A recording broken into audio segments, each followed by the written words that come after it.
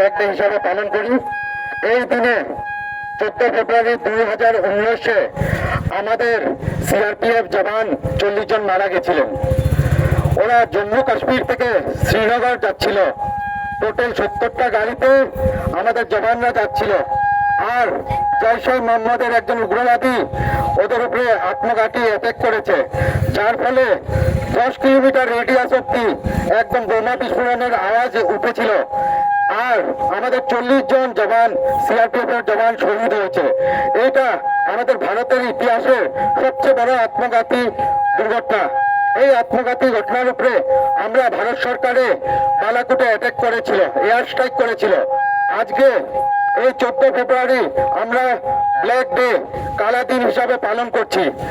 আর এই black day উপলক্ষে আমাদের কাছে উপস্থিত আছে লামডিং এনসিসি উইংস।